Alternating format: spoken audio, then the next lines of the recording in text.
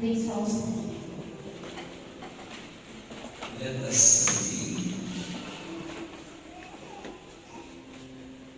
May your church proclaim your greatness, God, for you have done great things for your faithful, and as St. John the Baptist lived with joy when he first sensed the hidden presence of Christ, so may your church rejoice to receive in his sacrament the same ever-living Lord, who lives and reigns forever and ever.